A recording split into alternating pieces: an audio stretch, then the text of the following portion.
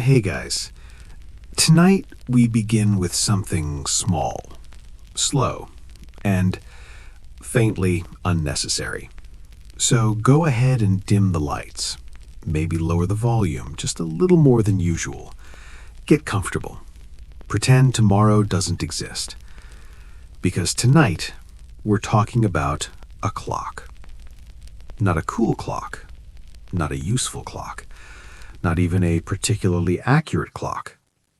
Just a clock. A very old one. A very expensive one. And one that somehow managed to collect centuries of human ego, anxiety, religion, and quiet disappointment. This is the story of the Christmas clock. And yes, it's exactly as festive and emotionally exhausting as it sounds. Now, before your brain starts trying to picture something cheerful, like blinking lights or cheerful carolers, don't worry. This is a medieval clock, which means joy is limited, colors are muted, and everyone involved is either tired, sick, or quietly furious. So let's drift back, slowly, to a time when Christmas wasn't cozy. It was cold. It was dark. And it was mostly about not dying before spring. In medieval Europe, time itself was a little vague.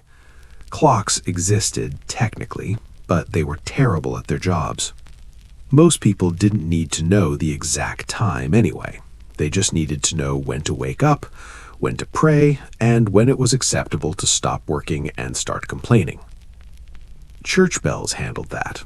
They rang when it was time to do something holy, or at least pretend to. But as cities grew wealthier and rulers grew more insecure, time started to matter, because time could be controlled, displayed, shown off. And nothing says, "I am chosen by God," quite like owning a giant complicated machine that tells everyone when to pray. So somewhere around the late Middle Ages, European elites developed an obsession with clocks. Big ones, public ones, decorated ones. And around Christmas, when religion, symbolism, and seasonal despair all lined up nicely, they wanted something special. Enter the Christmas clock.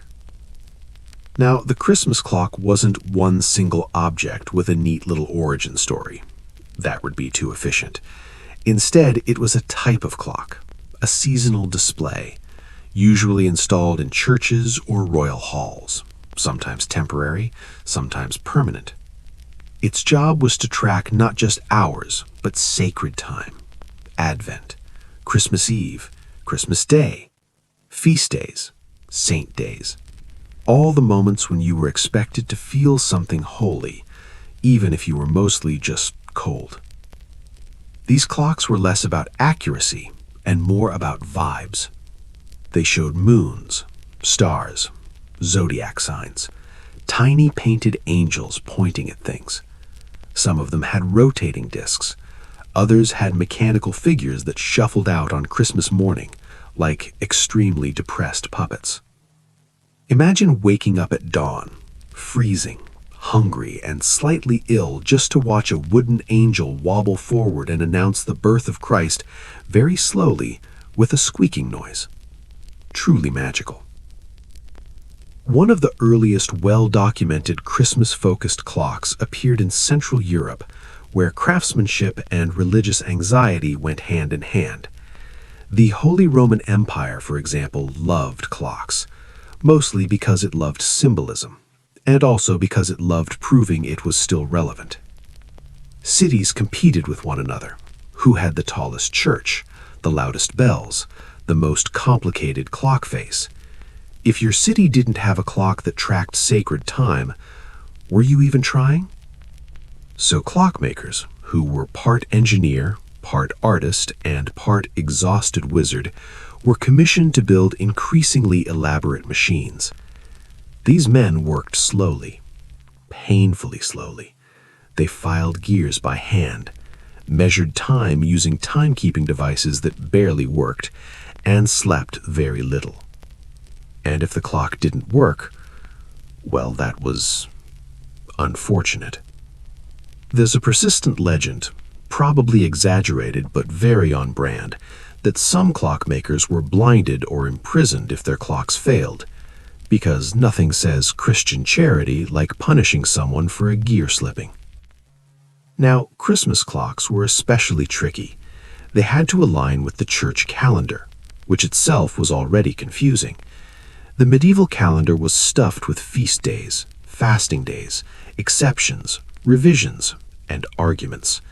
So the clock wasn't just telling time, it was interpreting theology. One wrong rotation, and suddenly you're celebrating Christmas on the wrong day, which, believe it or not, people took personally. Imagine a bishop discovering that the Christmas clock was off by a few hours. He would not be calm.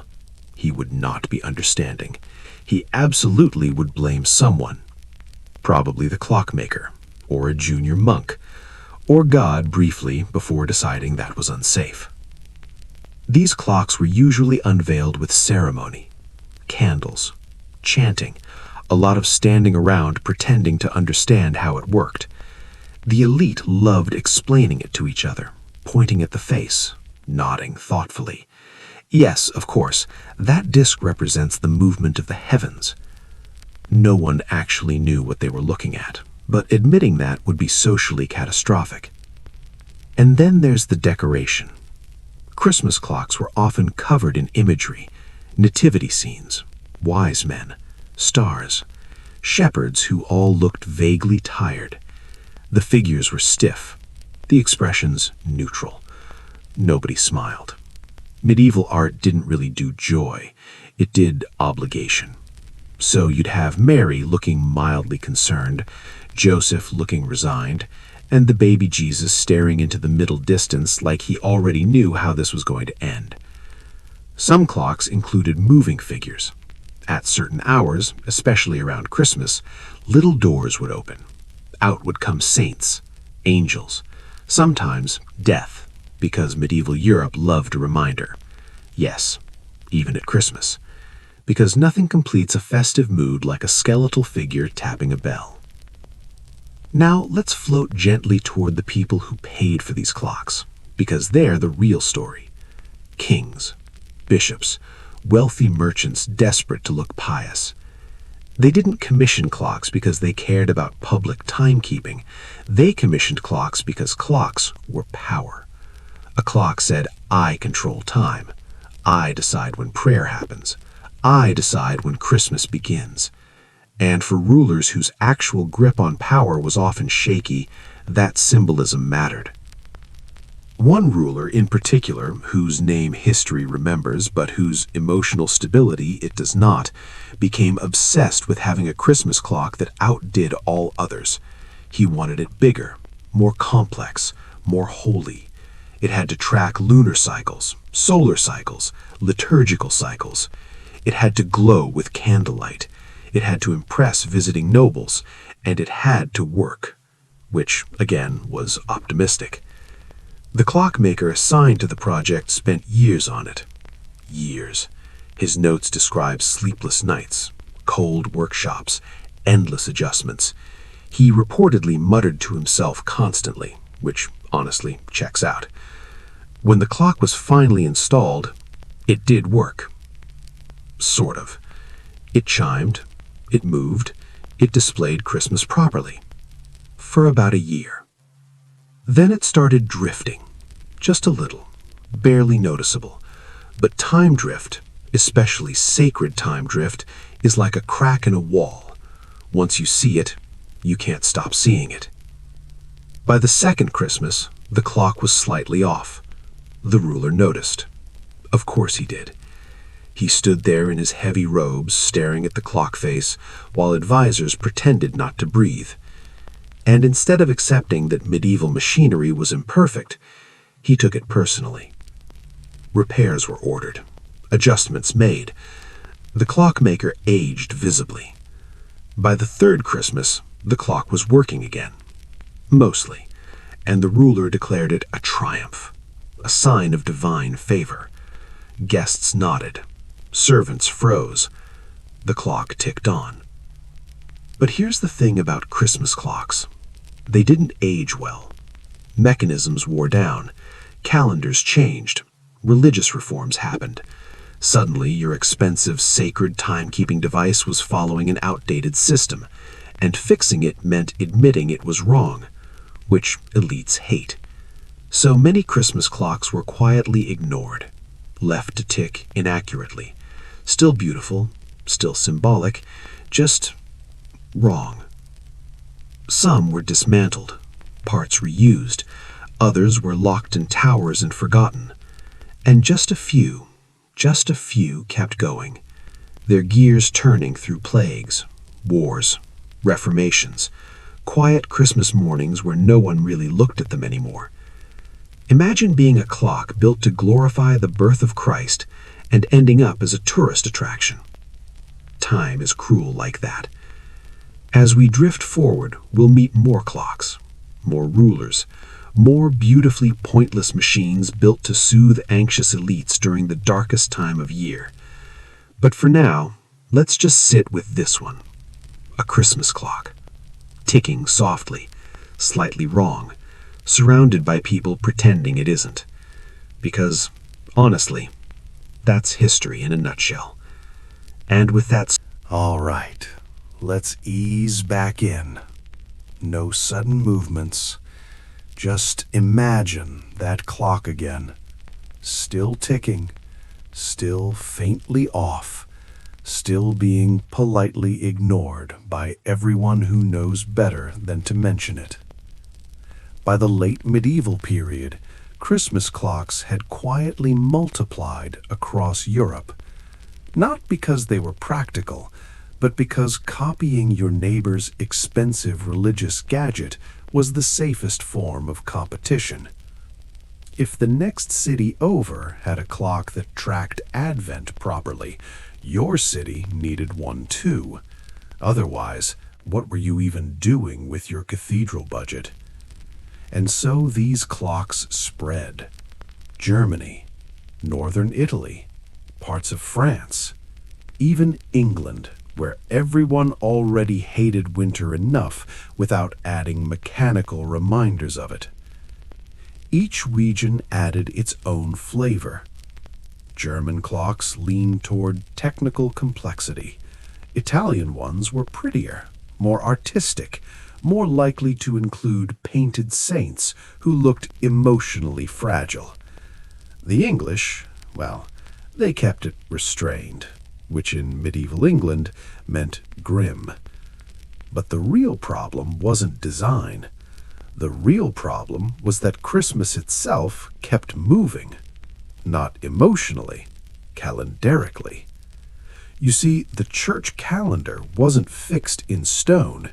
It shifted, it was argued over, adjusted, reformed. Easter was especially annoying because it relied on lunar cycles, and Christmas depended on everything else lining up correctly. So clocks that had been built with one system in mind slowly drifted into theological awkwardness. A Christmas clock could suddenly be announcing the wrong feast day, or the wrong saint, or nothing at all. And no one wanted to be the person who pointed at the giant public clock and said, I think Jesus was born yesterday? That's how reputations ended. So, churches did what institutions always do when confronted with inconvenient facts. They pretended everything was fine. The clock kept ticking, the bells rang, the congregation stood. No one questioned it. Now let's float gently over to the people who actually maintained these clocks, because their lives were not great. Clock keepers were usually low-ranking specialists, skilled, underpaid, overlooked. They climbed cold towers, adjusted gears by candlelight, and took the blame when anything went wrong, especially at Christmas. If the Christmas clock failed to chime at the correct moment, it wasn't mechanical failure, it was negligence, or incompetence, or worse, impiety. One unlucky clock keeper was reportedly accused of sabotaging Christmas itself when a mechanism jammed, because clearly this man hated joy. Punishments varied: docked pay, public scolding, extra prayers, occasionally something worse. And yet, despite all this pressure, the clocks kept being built because elites loved them. A Christmas clock wasn't just a religious device, it was a performance. Guests were brought in, candles were lit, the clock was explained in great detail, usually incorrectly. The noble commissioning it would gesture vaguely at the face and say things like, "As you see, it mirrors the divine order of the universe." Everyone would nod, no one would ask follow-up questions, and then, at the appointed hour, the figures would move. Tiny kings, tiny shepherds, tiny angels sliding awkwardly on rails, which sometimes jammed halfway out, which no one commented on, because nothing says reverence like a stuck wise man. These performances were especially popular during Christmas Eve, when darkness fell early and everyone was already tired. The clock became a focal point, a shared moment, even if the moment was mechanically underwhelming. Now let's talk about one particularly ambitious Christmas clock. This one was installed in a major cathedral, large, wealthy, and deeply insecure. The bishop overseeing it wanted perfection. He demanded that the clock not only track time and feast days, but also display astronomical movements, sun, moon, planets, because if God made the universe orderly, then the clock should reflect that. The clockmaker nodded politely and then quietly panicked. This thing took decades. By the time it was completed, the bishop who commissioned it was dead. Of course he was. His successor inherited the clock and the expectations. When it was finally unveiled, it was magnificent. Multiple dials, painted figures, gears layered like a metal onion. At Christmas, the entire thing came alive. Stars rotated, angels processed, a bell rang softly, and for once it worked. The city was proud, the clergy smug, the clockmaker exhausted beyond belief. But here's the catch. Within a generation, the calendar changed. Subtly, but enough. Suddenly, the clock was wrong again, and fixing it would require dismantling half the mechanism, which no one wanted to pay for. So they left it. The Christmas display continued, beautiful, symbolic, out of sync. People noticed, quietly, but they also adapted. If the clock chimed a little early, people shrugged. If it lagged, they waited. The clock stopped telling time accurately and started telling tradition, which, in a way, was more honest. As Europe moved closer to the early modern period, time shifts shifted. Time became stricter, measured, regulated. Merchants needed schedules, governments needed coordination, and these old, fussy Christmas clocks started to feel quaint. Some were upgraded, others were removed. A few survived purely because they were beautiful. Tourists stared, guides explained, children tugged sleeves, and the clock, built to mark the birth of Christ, became a curiosity. Still ticking, still slightly wrong, and maybe that's the most fitting ending. Because the Christmas clock was never really about precision. It was about reassurance, about freezing a holy moment in mechanical form and pretending it would stay still forever. Time, of course, didn't cooperate. And with that gentle... All right, welcome back. The clock is still there, still ticking, still minding its own business. By the time Europe started edging toward the Renaissance, people had opinions about time, strong ones. Time was no longer just God's mysterious backdrop. It was something to be measured, counted, argued over. And this was bad news for Christmas clocks, because once people start caring about accuracy, decorative symbolism gets nervous. The old clocks, built for ritual rather than precision, began to feel outdated. Their gears were handmade, their calculations optimistic. They had been designed in an era where close enough was a theological position. Now, not so much. One of the biggest problems was that Christmas clocks were built to follow a specific church calendar, and then the calendar moved. Again. The Julian calendar, which had been in use since Roman times, was slowly drifting out of alignment with the solar year. Nobody noticed at first, and then suddenly everything was off by days. This caused concern, because if the calendar was wrong, then feast days were wrong, and if feast days were wrong, then people had been celebrating Christmas at the wrong time, which meant awkward conversations with God. So when the Gregorian calendar was introduced in the late 16th century, things got messy, very messy. Entire countries resisted the change. Others adopted it immediately. Some sort of half-switched and hoped no one would notice. And Christmas clocks? They were built for the old system. Suddenly, your proud, sacred time machine was announcing December 25th on the wrong actual day, which made it look stupid. Churches faced a dilemma. Do we rebuild the clock or pretend it's symbolic now? Spoiler, they pretended. Some clocks were adjusted manually. Bits were removed. Other bits were added. In a few cases, the original mechanism was left intact and a new, simpler clock was installed next to it.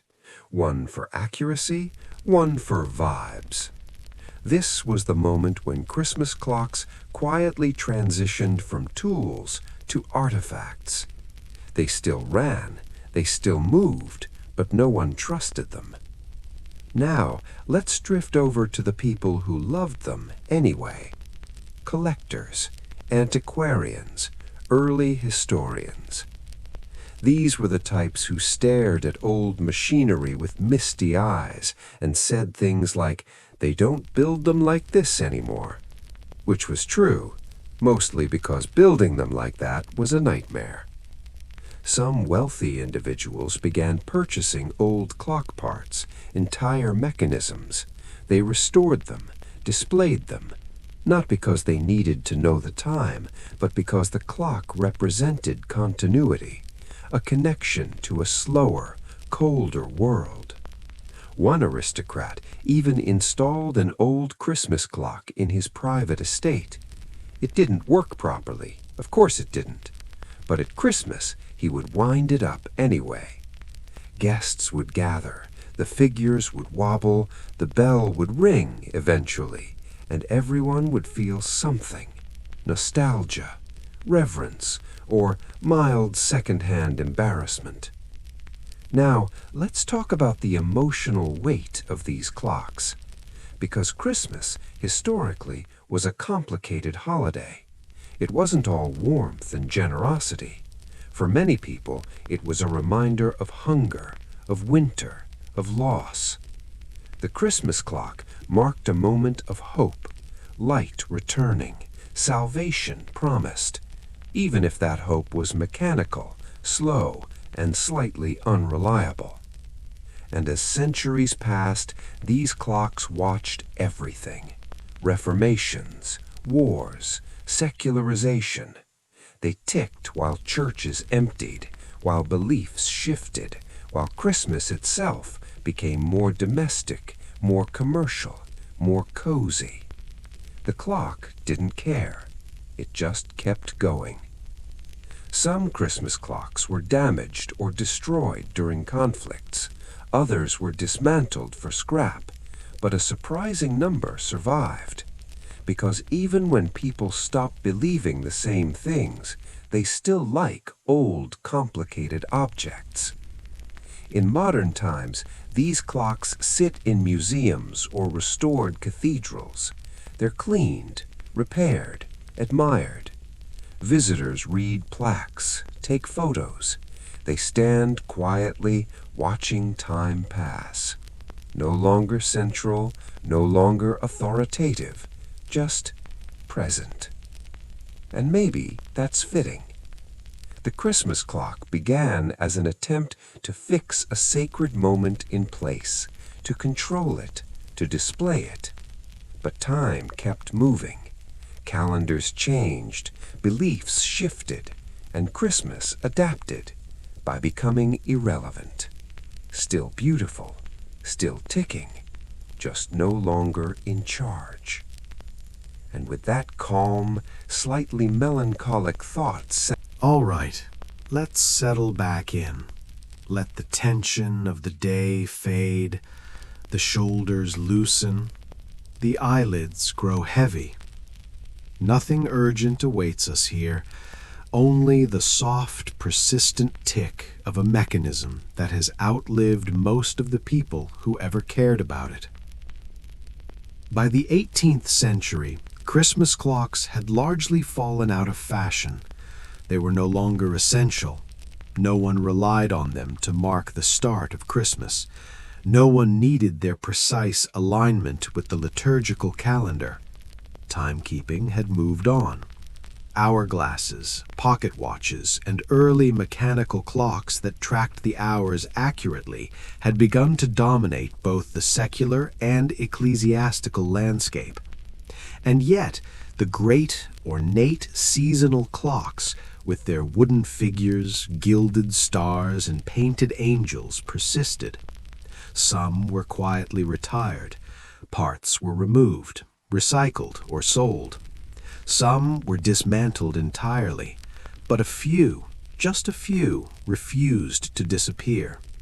They remained in their towers, in their cathedrals, in the halls for which they had been commissioned, stubborn and patient. They had outlasted generations of rulers, clerics, and caretakers. They had survived wars, fires, plagues, and civil unrest. They had survived neglect, confusion, and the inexorable march of progress, and still they ticked. In many ways, these surviving clocks were like silent, dignified old men refusing to leave a room even though their voices were no longer needed. Their mechanisms creaked with age, their gears ground irregularly, and their weights sometimes failed to fall in perfect rhythm. And yet they persisted. Perhaps it was inertia. Perhaps it was sheer stubbornness. Perhaps there was something in the design, something in the careful carving, gilding, and assembly that made them capable of enduring far beyond what anyone had intended. Consider the lives of the caretakers who kept them going. By this point in history, these were often elderly men, apprentices of a long-dead master, or families who had held the post for generations. The work was not glamorous. It was slow, repetitive, and occasionally frustrating. But it carried a kind of meditative dignity. Every year, at the approach of Advent, the caretaker would climb the narrow, creaking staircase to the tower where the clock was housed. The winter wind would seep through cracks in the stone. Dust motes would float in the soft lantern light. Tools, oil, brushes, rags would be laid out with ritual precision. The caretaker would adjust a gear, gently turn a weight, sometimes mutter softly to the angels and saints frozen on the painted faces, as though they could hear him, as though they could understand. And sometimes he would sit quietly, listening to the clock's squeaks and whirs, imagining the generations of people who had watched the same motions over the centuries. Children who had leaned over the wooden balcony, trying to catch a glimpse of the angel emerging from its door. Bishops who had nodded seriously, pretending to understand the symbolic meaning of rotating disks, stars, and celestial spheres. Townsfolk who had pressed their noses to windows, hoping to glimpse the figures of the wise men shuffling into place. All of them had intersected in small but meaningful ways with this single, persistent object. The societal context of the 18th century added layers of irony and melancholy. Christmas had begun to transform into a more domestic, family-centered celebration. Gifts were exchanged, candles lit, songs sung, but the church, and with it the Christmas clock, remained rooted in ritual and symbolic time. The clock was no longer necessary for coordinating feasts or prayers. It no longer defined sacred hours. Instead, it had become an anchor to memory, to the weight of history. And perhaps this was its most profound function, not to measure time, but to witness it. Imagine a winter evening in a small European town. The streets are quiet. Snow lies thick and muffles sound.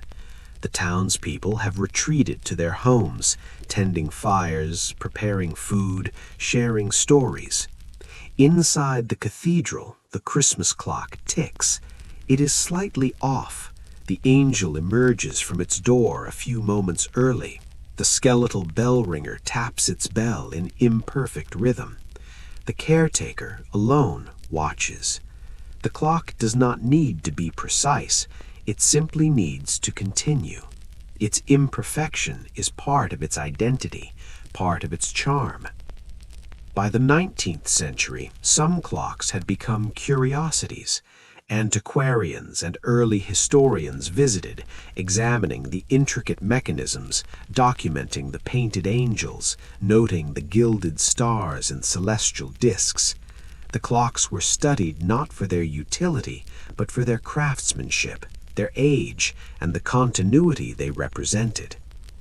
A clock that once signified divine order now demonstrated human persistence.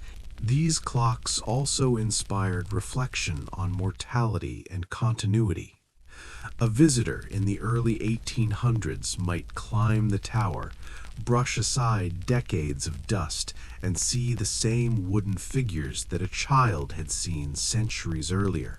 The same angels, the same skeletal bell ringer, the same carefully painted Mary and Joseph. And the observer would sense the passage of time, not in the precise measurement of hours and minutes, but in the slow accumulation of human lives, hopes, and failures that had intersected with this machine. The emotional resonance of the Christmas clock was subtle but profound. Its motion was unhurried, almost reluctant. Its figures moved stiffly as if conscious of the centuries they had endured. Its sounds, creaking gears, the faint toll of a bell, the occasional squeak of a wooden hinge were soft, meditative, and slightly melancholy. And yet there was comfort in this continuity. Time, it seemed to say, does not always need to be mastered or controlled. It can simply be acknowledged, observed, and respected. By the 20th century, these clocks were often treated as artifacts. Museums and historical societies became responsible for their care. Conservators meticulously studied the pigments, the wooden frameworks, the gilding. They documented each movement of every mechanical figure.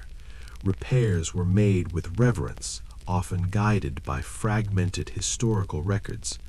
Some parts had to be recreated using techniques that closely approximated the medieval methods.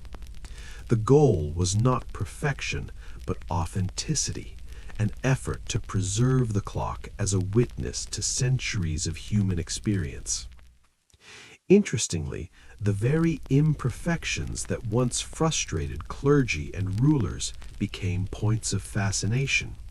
Scholars and visitors delighted in the small irregularities, a saint emerging slightly off-center, an angel's wing bending at an odd angle, the skeletal bell ringer tapping a moment too soon or too late.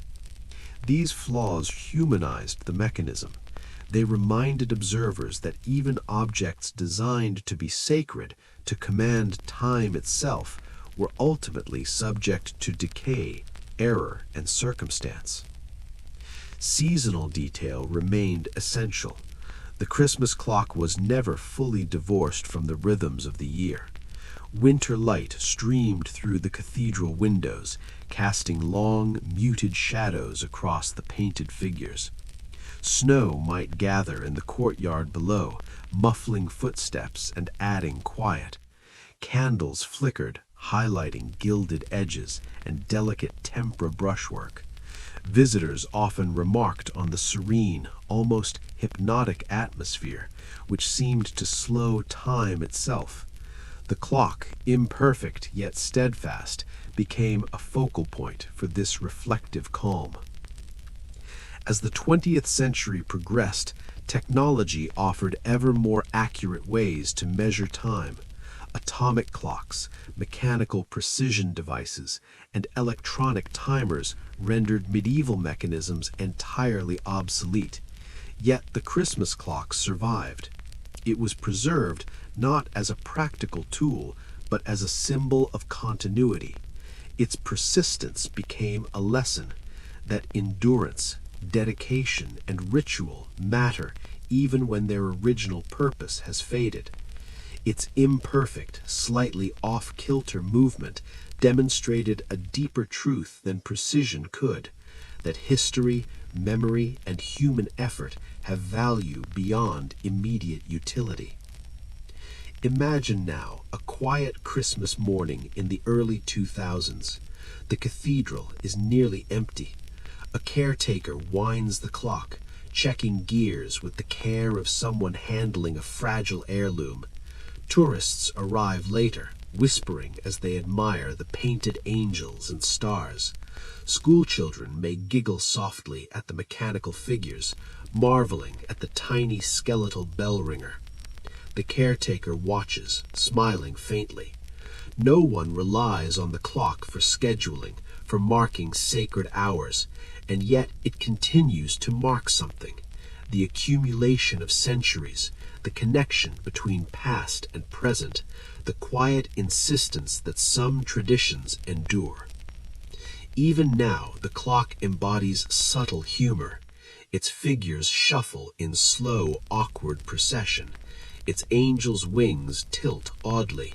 The skeletal death figure remains perfectly punctual, tapping its bell as though unconcerned with the passage of time. The clock was designed to demonstrate divine perfection and human ingenuity, yet its quirks make it relatable, almost endearing. Observers sense the irony. A machine built to represent order now illustrates imperfection beautifully, a reminder that even our grandest designs cannot entirely escape the human element. And still, the clock ticks. Its slow, uneven rhythm serves as a gentle meditation, a reminder of patience, of continuity, of the quiet dignity in endurance. The act of winding it, observing it, listening to it, becomes a ritual of reflection.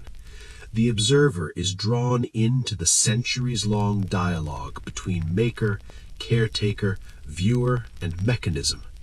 The clock is no longer a timepiece. It is a witness, a repository of history, a meditation on human effort and the inexorable passage of years. In the end, the Christmas clock remains slightly off, slightly stubborn, perfectly imperfect. It has outlived rulers who demanded precision, clergy who debated its meaning, and townsfolk who once relied upon it to guide their sacred days. Its movement is slow, but it moves. Its figures shuffle, but they move.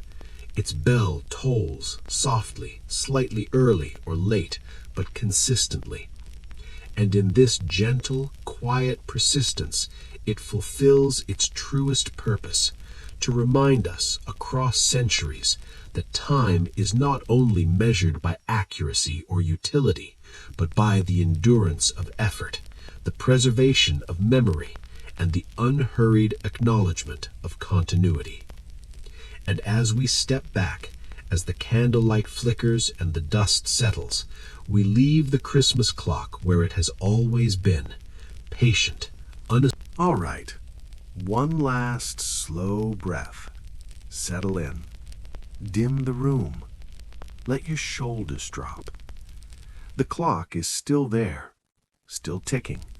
Not precise, not urgent, but still present. Its movement is gentle, like the exhale of centuries, a soft reminder that things continue, even when we're barely paying attention. By the time Europe reached the 18th century, the Christmas clock was officially old-fashioned, not quaint yet, not charming in a way that invites laughter or admiration, just old, cumbersome, and awkwardly beautiful. The new age of science had begun creeping into daily life. People started measuring time in a different way, with watches that actually worked, with schedules that needed to be kept, with governments and merchants who demanded accountability. And in this environment, a giant, ornate wooden and brass mechanism designed to display sacred time seemed excessive, unnecessary. Still, the clocks remained, not because anyone truly needed them, but because removing them would have felt like erasing centuries of devotion, labor, and pride. Imagine telling a town that the mechanism their ancestors had stood by every Christmas for 400 years, shivering in winter drafts, candles sputtering, murmuring prayers into stone, was going to be dismantled. The very idea would have seemed cruel. Some clocks were wound only once a year, as if to preserve a ritual, a tradition that no one really understood anymore. The act of winding became a symbolic gesture rather than a practical one. One of the most remarkable aspects of the Christmas clock at this point was its ability to endure the quiet pressures of history. Wars raged beyond the town, empires rose and fell, and the calendar kept changing. Yet the clock, in its tower or mounted in a cathedral, persisted. Its mechanisms groaned and hesitated. Some gears squeaked in protest, others moved in fits and starts, but the motion continued. This persistence was not heroic in the way one imagines a knight riding into battle. It was quieter, subtler, but equally moving. A wooden figure shuffled out, just slightly crooked, announcing Christmas morning as it had for centuries, while the city outside carried on with its own noisy concerns. The emotional life of the clock's caretakers is an overlooked chapter of history. In the 18th and 19th centuries, a caretaker might be a middle-aged man, a former apprentice of some long-forgotten master clockmaker. Perhaps he had inherited the post from a father who had inherited it from a grandfather. His life revolved around the rhythm of the clock, checking gears, oiling mechanisms, adjusting the weights. Not daily, by now the clock was too fragile, but carefully, ritually, once a season, with a reverence bordering on superstition. Imagine him climbing narrow wooden stairs to the chamber where the mechanism lives, a lantern swaying in his hand, dust motes drifting in the candlelight, winter wind whistling through stone openings, and the old familiar sound of wood and metal greeting him like an old friend. He mutters softly to himself, perhaps imagining that the angels on the clock are listening. The ritual becomes meditation. The ritual becomes a conversation across centuries. Visitors to the cathedral began to change too. By the 19th century, people came not to worship, strictly speaking, but to witness. Tourists and antiquarians, curious collectors, and sometimes school children came to see the giant clock with its stars, moons, and faintly depressed wooden figures. These visitors were amazed at the intricacy of the mechanism, but more than that, they felt the weight of time condensed into gears and paint. The clock had outlasted bishops, rulers, and even entire political orders. It had survived plague, famine, reformations, and rebellion, and yet it was still here, gently creaking, marking Christmas in its own slow, inaccurate way.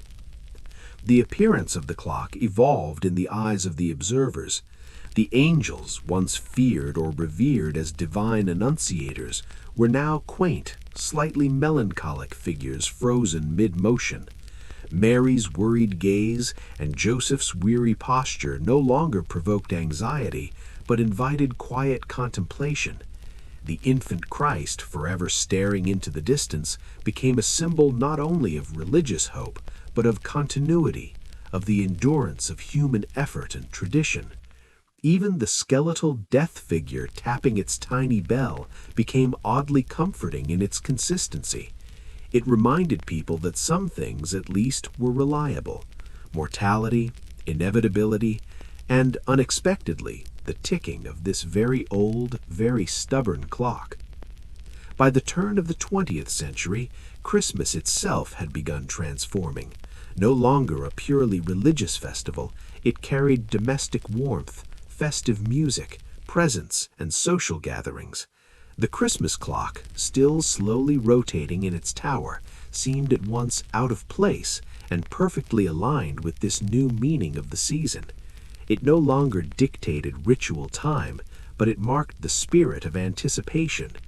Candlelight reflected off the gilded edges of painted angels and stars, and people, children and adults alike, gathered to see the mechanical figures emerge, slightly off kilter, moving with the rhythm of centuries-old craftsmanship. The clock had become a bridge linking the medieval past with modern sentimentality. The care of these clocks, now more a labor of preservation than devotion, carried a certain poetry. In museums or cathedrals, conservators studied manuscripts describing the original construction. They analyzed the types of wood, the tempera pigments, the gilding techniques.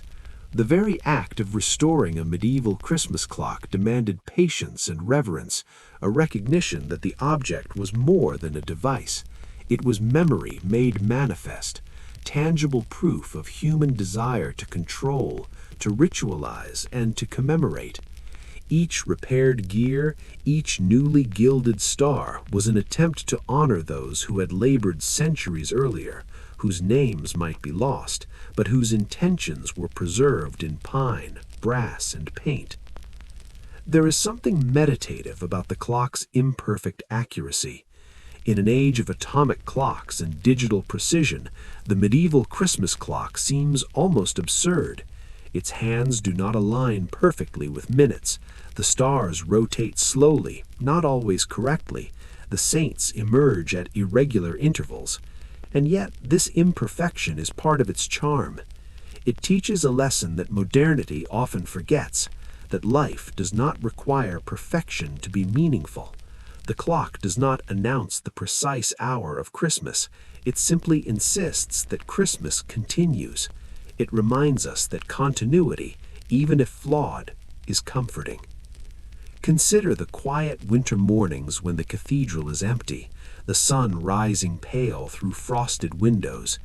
The caretaker, or perhaps a lone visitor, watches the clock slowly move, listening to the soft squeak of gears and the faint echo of long-departed voices. Perhaps they think of all the families, nobles, clergy, and children who have gazed upon this same clock over centuries. Imagine their lives filled with hardship, joy, duty, despair, and hope, all intersecting with this unassuming machine. The clock becomes a repository of memory, a silent. And yet, there is humor if one looks for it. For all its solemnity, the Christmas clock often appears absurd. The angels shuffle like miniature bureaucrats, the wise men emerge awkwardly, the baby Christ stares blankly. The skeletal figure of death remains eternally on schedule, tapping the bell with clinical precision. People in later centuries might smile at the scene, imagining that the clock has a personality, a stubbornness, a sense of irony. It is a machine built to celebrate divine perfection, yet it can never escape human error. And perhaps this imperfection is exactly what makes it relatable, even endearing. Season after season, the Christmas clock survives the inevitable erosion of human attention. Wars do not dismantle it, fires do not reach it. Calendars may be reformed, new systems of time may be invented, and yet it persists. Its continued presence is quiet rebellion against obsolescence, against the temporal nature of power, wealth, and influence. Kings who demanded perfection are long gone. Clergy who blessed it are dust. Merchants who funded it have disappeared. And still the clock ticks, a reminder that some things outlast even our grandest ambitions. By the 21st century, the clock has become an artifact, a teaching tool, a visual anchor for storytelling.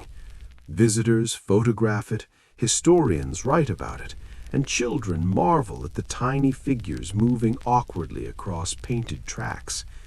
Its purpose has shifted from religious and civic utility to cultural and emotional resonance.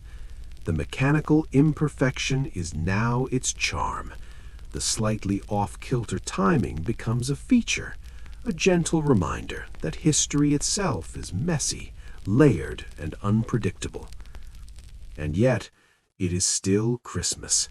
Even if people no longer rely on the clock to know when to pray, to fast, or to celebrate, the act of winding it, of observing it, connects them to centuries of human effort.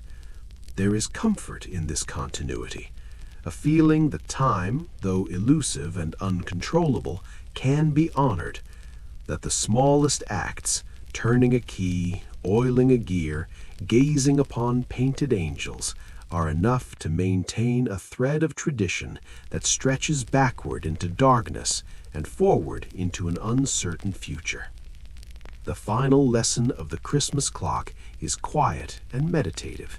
It does not shout, it does not demand attention, it simply exists, a witness to human fragility and persistence alike. It teaches patience, it teaches humility. It shows that even in the absence of perfection, even in the face of neglect and obsolescence, there is value in endurance.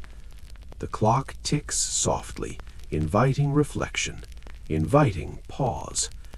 It is a meditation in wood, metal, and paint, a slow, deliberate breathing of history itself. And so, as we let the gears slow into silence, as the candlelight flickers, and the winter wind whispers through the empty nave, we leave the Christmas clock where it has always been, not commanding, not dictating, not performing, simply present, slightly wrong, gently persistent, and perfectly suited to the quiet reflection of those who pause to watch it. The clock will continue to tick tomorrow and the day after, and centuries from now, marking a world that has long forgotten its original purpose, but still finds meaning in its steadfastness. Its figures will continue their slow procession. The angels will nod, the saints will shuffle, the skeletal bell ringer will tap with solemnity, and someone, always someone will watch, feeling a connection to the countless generations who have done the same. This is the very quiet ending that keeps ticking. A story without urgency, without climactic resolution, but rich with patience, memory, and the gentle passage of time. A story that embodies the rhythm of